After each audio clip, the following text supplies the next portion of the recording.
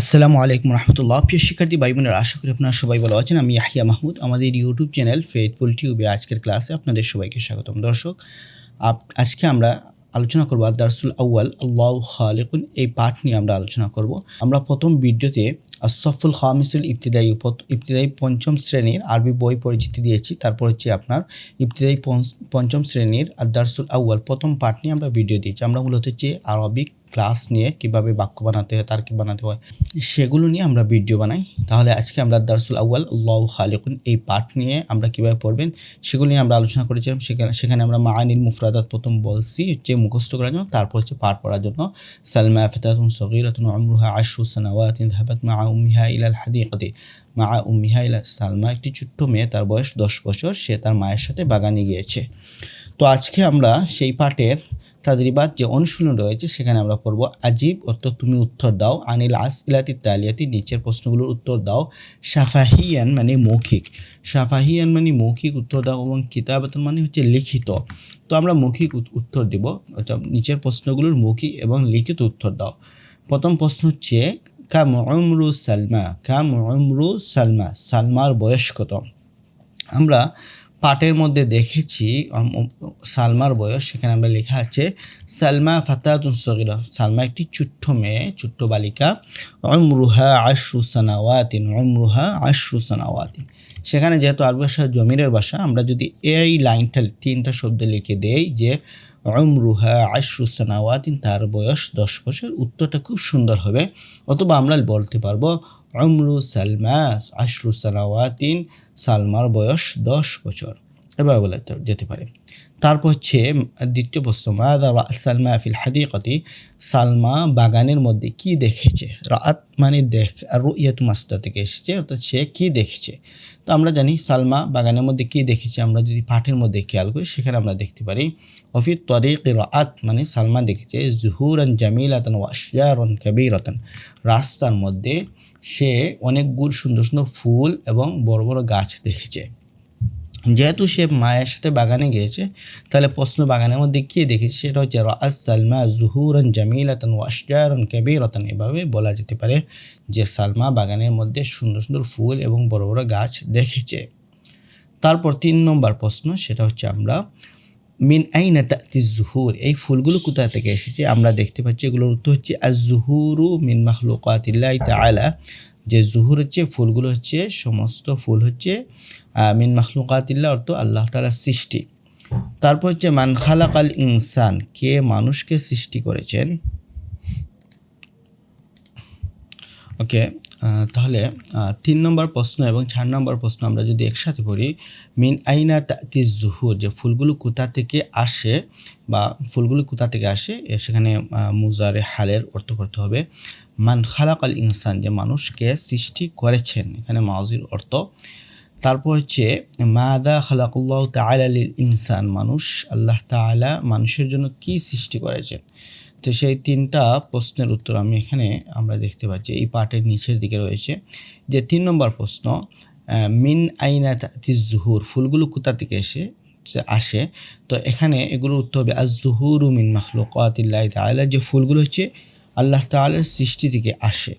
তারপর হচ্ছে 4 নম্বর প্রশ্ন, 4 নম্বর প্রশ্ন হচ্ছে মাযা খালাকাল্লাহু তাআলা, যে আল্লাহ তাআলা মানুষের জন্য কি সৃষ্টি করেছেন। আমরা এখানে দেখতে পাচ্ছি অনেকগুলো জিনিসের জন্য বলা হচ্ছে উনজুরি ইলা শাজারি ওয়াজ জারইল আখদার ওয়ান নামলিল্লাযী, যে গাছ হচ্ছে গাছ, নাম পিপিলিকা, এগুলো হচ্ছে তুয়ুর, সিমার, সবগুলো আল্লাহ তাআলা সৃষ্টি করেছেন। কুল্লু হাদি খালাকাল্লাহু তাআলা, সবগুলো আল্লাহ তাআলা সৃষ্টি করেছেন। তাহলে এগুলোর উত্তর এভাবে দেওয়া যেতে পারে যে খালাকাল্লাহু তাআলা আশ-শাজার, গাছ সৃষ্টি করেন, আজ-জারউল আখদার অর্থ হচ্ছে সবুজ শস্য, আল্লাহ তাআলা।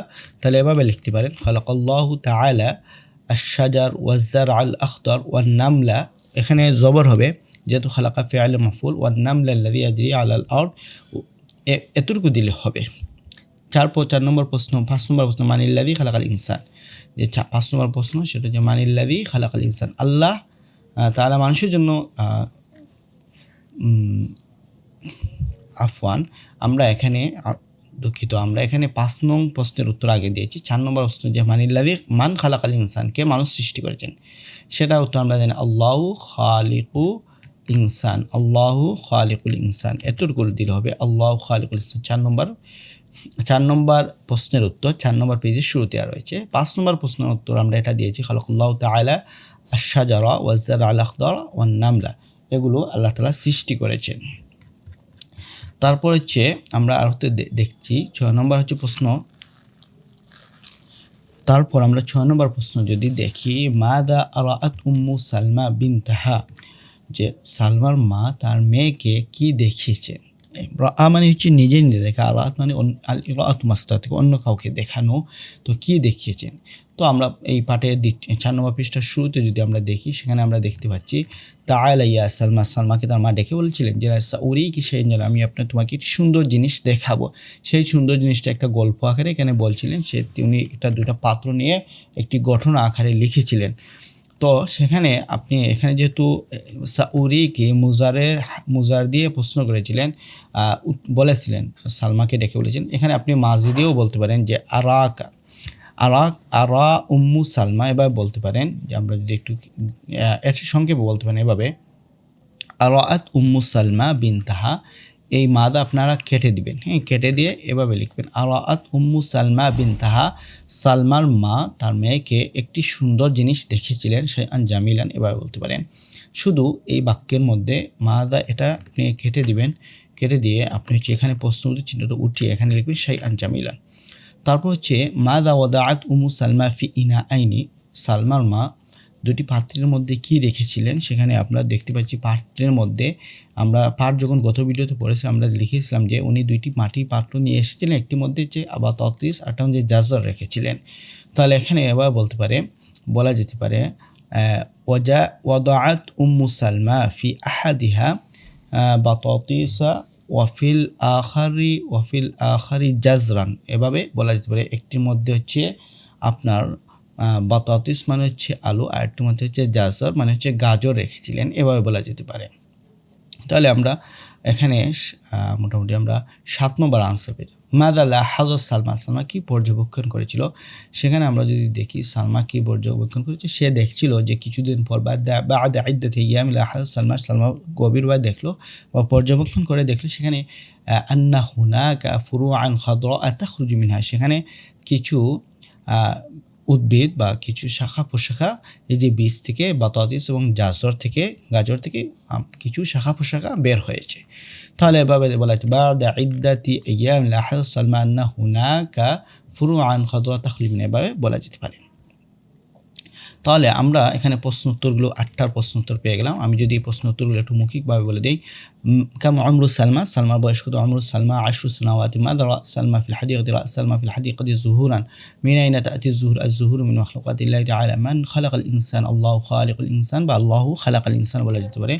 মাদা খালাকাল্লাহু তাআলা আল ইনসান, আল্লাহ তাআলা মানুষের জন্য কি কি সৃষ্টি করেন, খালাকাল্লাহু তাআলা আল ইনসান আশ-শাজার ওয়াজ-জারআ আল-আখদার ওয়ান-নামাল, পিপিলিকা, সবগুলো আপনি বলতে পারেন। মাদা উম্মু সালমা বিনতাহা শাইআন জামিলান, মাদা ওয়াদাআত, এটা তো আমরা বললাম। তারপর 12 নম্বরটা দেখেন, অনুশীলন বা দা আলামাত আস-সহিহ, এটা যে রাইট চিহ্ন এটাকে আস-সহিহ বলা যায়, সঠিক চিহ্ন। দা আলামাত আস-সহিহ আমাম আস-সাওয়াব, সঠিক বাক্যের মধ্যে আমরা এই সঠিক চিহ্নটা দিব। ওয়াল খাতা আমাম আল খাতা, এই বাক্যকে এই চিহ্নকে আল খাতা মানে ভুল চিহ্ন বোঝায়, ভুল চিহ্ন ভুল জায়গায় দিব। তাহলে প্রথম বাক্য সালমা ফাতাতুন সগীরা, সালমা একটি ছোট্ট বালিকা, এটা হচ্ছে সঠিক। তাহলে এই বাক্যের মধ্যে আমরা এভাবে ঠান দিব, ছোট্ট করে দিব। তারপর হচ্ছে যাহাবা সালমা মা আবিহা ইলাল হাদিকাতি, আমরা এই পাঠের মধ্যে দেখেছি সালমা হচ্ছে তার মায়ের সাথে কথা আলোচনা করেছে, বাগানের মধ্যে গিয়েছে। তো এখানে যদি আমরা দেখি সে তার মায়ের সাথে নয়, তার বাবার সাথে নয়, তার মায়ের সাথে, তাহলে এই বাক্যটা হচ্ছে এভাবে খাতা দিব, বলবো ক্রস চিহ্ন দিব, এই চিহ্নটা ব্যবহার করব। তাহলে প্রথম বাক্যটা হচ্ছে সহিহ, দ্বিতীয় হচ্ছে খাতা, এভাবে আমরা দিব। ইবতাসামাত উম্মু সালমা বা'দা সিমা'i সুআল বিনতিহা, সালমার মা হচ্ছে তার মেয়ের প্রশ্ন শুনে কিন্তু হেসেছিলেন, এটা কিন্তু সঠিক। তাহলে আমরা হচ্ছে সঠিক সহিহ দিব। আন্নামলুল্লাযী ইয়াজরি আলাস সামা, আন্নামল মানে হচ্ছে পিপীলিকা, পিপীলিকা হচ্ছে আস-সামা মানে হচ্ছে আসমান, পিপীলিকা হচ্ছে আসমানে বিচরণ করে। এটা হচ্ছে বাক্য ভুল, তাহলে ওটা হলে আমরা খাতা দিব। তাহলে আমরা এখানে দেখতে পাচ্ছি একটি সহি, একটি খাতা, একটি সহি, একটি খাতা, মানে একটি শুদ্ধ, একটি ভুল। আয়াদাত উম্মু সালমা ওয়া বিনতুহা ফিল হাদিকাতি, আমরা দেখতে পাচ্ছি এখানে অর্থ হচ্ছে সালমার মা ফিরে আসছেন আর তার মেয়ে হচ্ছে বাগানের মধ্যে রয়ে গিয়েছিল। আমরা পাঠের মধ্যে পড়েছি সালমা উরিকি সেন জামিলান বলে দুইজন একসাথে চলে আসে। আয়াদাত সালমা ও উম্মু ইলাল বাইতি, দুইজন হচ্ছে বানের মধ্যে চলে আসছে, কেউ বাগানের মধ্যে এখানে থাকেনি, তাহলে এই বাক্যটা হচ্ছে ভুল। আয়াদাত উম্মু সালমা বিনতুহা ফিল হাদিকাতি হচ্ছে ভুল। রাআস সালমা আল ফুরু আল খাদরা বাদা ইদ্দাতি ইয়ামিন, ফুরু আল খাদরা কিছু দেখেছিল শাখা পোশাখা, তাহলে এই বাক্যটা হচ্ছে সহি, আমরা রাইট চিহ্ন দিব। তাহলে আজকে তাদরিবাত হচ্ছে অনুশীলনের মধ্যে আমরা আলিফ পড়ছি, আমরা হচ্ছে প্রশ্ন উত্তর সওয়াল জবাব, তারপর হচ্ছে বা, আলিফ পরে বা আসছে দ আলামত সহি সঠিক উত্তর, তারপর হচ্ছে কি আলিফ বা থা আসার কথা, কিন্তু এখানে আসছে জিম। তো আমরা যখন ক্রমিক সংখ্যা বসাই ওয়ান, ওয়াহিদ, ইসনান, সালাসা এভাবে বসাই, কিন্তু যখন হরফ দিয়ে লেখা হয় তখন একটা নিয়ম রয়েছে আবজাদ হাওয়াস, আবজাদ আলিফ বার পরে জিম আসবে, সেই সুবাদে এখানে জিম আসছে, সেটা কোনো মুখ্য বিষয় নয়, জাস্ট শুধু আলোচনার প্রেক্ষাপটে বলা হয়েছে। তো ইমলা ইল ফারাগ মানে হচ্ছে শূন্যস্থান গেফিল। ইমলা ইল ফারাগ বিল কালিমাতিল মুনাসিবাতি, উপযুক্ত শব্দ দিয়ে শূন্যস্থান পূরণ করো। জাহাবাত ড্যাশ বলে মা উম্মিহা ইলা হাদিকাতি, কে জাহাবাত গিয়েছে, একজন মেয়ে গিয়েছে তার মায়ের সাথে বাগানে, এখানে হচ্ছে সালমা হবে, জাহাবাত সালমা। জাত উম্মুহা, উম্মাত কি নিয়ে এসেছিলেন, সেটা বি ইনা আইনে মিন তিন, বি ইনা আইনে হবে। বা'দা ইদ্দাতি ইয়ামিন লাহাযাত, কিছুদিন পর কি পর্যবেক্ষণ করলো, ফুরুআন খাদরা, কিছু হচ্ছে সবুজ, ফুরুআন মানে শাখা প্রশাখা, এখানে হবে বা'দা লাহাযাত, পুনরায় এখানে মেয়ের নাম হবে সালমা হবে। তারপর এখানে মান ড্যাশ বলে তিলকাল ফুরাল খাদরা, এই যে শাখা পোশাকগুলো কে বের করেছিলেন, তো এখানে মান আখরাজা, এখানে প্রশ্ন করেছে। তারপর হচ্ছে আল্লাহু খালিকু কুল্লি শাইইন, আল্লাহ তাআলা কুল্লি যেহেতু মুজাফুন ইলাইহি সে জের আসছে, সেই জন্য খালিক হচ্ছে ইসমুল ফাইল হিসাবে এখানে মুজাফ হবে, যে আল্লাহ তাআলা প্রত্যেক কিছু সৃষ্টি করেছেন বা প্রত্যেক কিছু সৃষ্টিকারী। তারপর আবজাদ, জিমের পরে কিন্তু জিম পরে জিম পরে আবজাদ, এই যে জিমের পরে দাল আসছে। তারপর দাল নম্বর হাতি জুমালান মুফিদাতান, মানে উপকারী বাক্যগুলো বানাও, বিল কালিমাতি তালিয়াত মিন ইনদিক, আপনার তোমার নিজ থেকে নিচের শব্দ দিয়ে বাক্য বানাও। ফাতাতুন মানে হচ্ছে যুবতী বালিকা, তাহলে ফাতাতুন দিয়ে একটি বাক্য বানান, যে সালমা ফাতাতুন বা আয়েশাতু ফাতাতুন জামিলাতুন, এভাবে বলা যেতে পারে। এগুলো হচ্ছে আপনার নিজ থেকে বানাবেন, যদি বানাতে না পারেন বলবেন, ইনশাআল্লাহ নেক্সট ভিডিওতে দেখাবো। তো আবজাদ জিমর পরে জিম দাল আসার কথা, কিন্তু আসছে, এই যে হাওয়াস বলেছিলাম সেই সুবাদে। হাউইলিল ফিআলা বিল ফাইলিল মুনাসিব কামা ফিল মিসাল, উদাহরণের যেভাবে লেখা আছে, এখানে মিসাল একটা উদাহরণ এক্সাম্পল দেওয়া রয়েছে, এক্সাম্পলের মধ্যে যেভাবে আছে সেভাবে উপযুক্ত ফাইল দ্বারা ফেলকে পরিবর্তন করা, অর্থাৎ একটা বার্বের সাবজেক্ট বার্ব অনুযায়ী সাবজেক্টকে পরিবর্তন করা। যেমন মিসালের মধ্যে জাহাবাত সালমা, এখানে কে গিয়েছে, সালমা হচ্ছে মুয়ান্নাস, সেই জন্য জাহাবাত আসছে। এখানে যখন জাহাবা খালিদুন ইলাল হাদিকা, খালেদ বাগানের মধ্যে গিয়েছে, এখানে ফাইল হচ্ছে খালেদ, সেই জন্য জাহাবার মধ্যে একটা যে লম্বা তা রয়েছে, তাটা আসেনি।